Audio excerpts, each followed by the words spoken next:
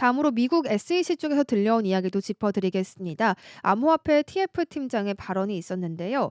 대다수의 암호화폐가 증권이 아니다, 또 명확한 규제가 필요하다라는 이야기를 했습니다. 폴 애킨스 미국 증권거래위원회 위원장이요, 암호화폐 산업 규제에 대한 입장을 또 함께 밝혔는데요. 블록체인 매체 코인텔레그래프에 따르면 애킨스 위원장은 현 SEC 행정부 아래에서 암호화폐 업계에 대한 새로운 시대가 열렸다라고 말을 했습니다. 그는 금융 규제기관이 규정을 준수하면서 또 새로운 상황에 적응하고 수용하는데 더 적극적일 것임을 시사하기도 했습니다. 에킨스 위원장은 암호화폐 시장은 수년간 SEC의 규제에 시달려 왔다라고 하면서요. 그가 위원장직에 오르기 전부터 도널드 트럼프 행정부는 SEC가 게리 겐슬러 전 위원장이 방향성과는 다를 것임을 또 시사를 했습니다. 실제로 올해 SEC는 암호화폐 기업에 대한 여러 조사와 집행 조치를 좀 중단한 모습이었고요. 밈코인과 증권형 토큰에 대한 지침도 발표를 했습니다. 에킨스 위원장은요, 우리는 혁신을 억누르는 것이 아니라 촉진하는 근본으로 돌아가고 있다라고 하면서 시장은 혁신을 거듭하고 있는데 SEC가 가만히 있으라고 해서는 안 된다라고 강조하는 모습도 함께 보였습니다. 그런가 하면 리플의 CEO는요. 친 비트코인 의사를 밝히고 있는 또 루미스 상원의원을 비판했다라는 목소리도 전해졌습니다. "모든 암호화폐를 위한 리더가 되어야 한다." 이렇게 지적을 했다고 하는데요. 조금 더 자세히 살펴보겠습니다. 브래드 갈링하우스 리플 CEO가요. 미국 상원의원인 신시아 루미스를 공개적으로 비판을 한 모습이었습니다. 예정됐던 회동이 좀 일방적으로 취소된 데 따른 것인데요. 현지 시간으로 19일 기준으로 또 코인게이프에 따르면 갈링하우스는 워싱턴 DC 방문 중에 루미스 의원과의 회동이 취소됐고 또 재조정도 이루어지지 않았다라고 밝혔습니다.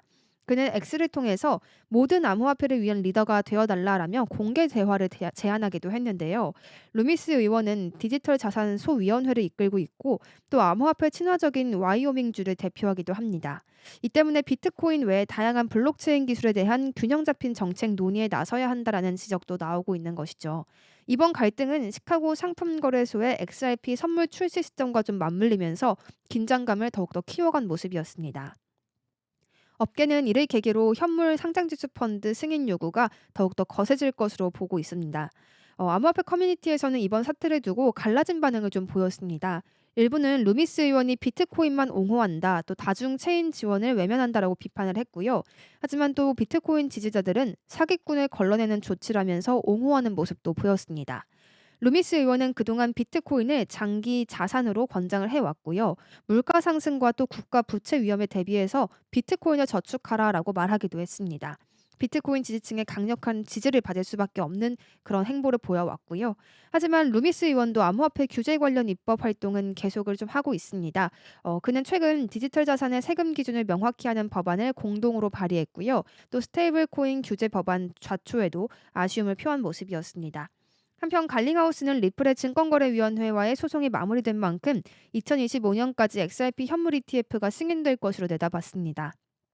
일부 전문가들은 XRP가 디지털 자산 준비금으로 포함될 가능성도 있다라고 분석을 내놓았고요.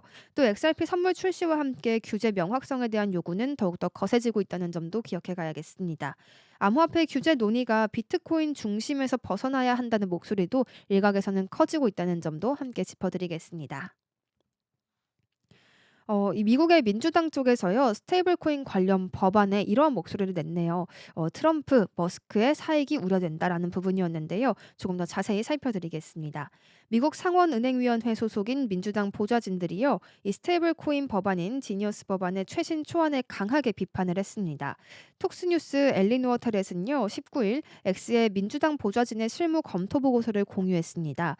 보고서는 이 초안이 트럼프 전 대통령의 사익 추구, 또 머스크의 엑스머니 발행 가능성, 테더를 비롯한 역외 발행사 허용 확대, 그리고 금융 안정성 위협, 소비자 보호 미비 등 중대한 결함들을 안고 있다라고 밝혔습니다. 가장 큰 우려는요, 테러리스트와 범죄 조직이 더 쉽게 자금을 조달할 수 있게 된다는 점이었는데요. 이 보고서는 역외 스테이블 코인 발행사들이 미국 법원의 제재를 회피한 채 여전히 미국 내 탈중앙화 거래소에서 거래될 수 있다라고 경고를 했습니다. 새로운 조항은 외국 기업이 스테이블 코인을 발행하는 데 제한을 두는 것처럼 보이지만 실제로는 우회 가능성이 오히려 크다는 설명인데요. 또 금융 시스템 보호 장치가 여전히 부족하다는 점도 문제로 지적되고 있습니다.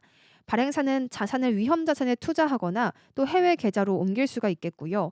감독 당국은 이를 제한할 권한이 없는 상황이 되겠습니다.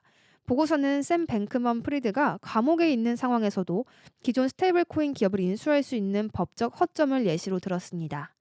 마지막으로 소비자 보호와 국가 안보 측면에서도 이 법안의 많은 조항이 실질적인 대책이 아닌 눈속임 조치에 불과하다라는 비판이 나왔습니다.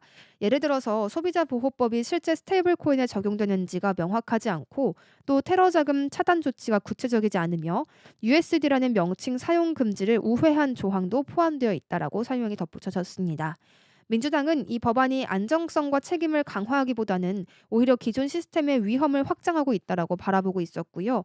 이들은 절차 표결 전까지 핵심 조항 수정을 재차 요구하고 있는 모습입니다.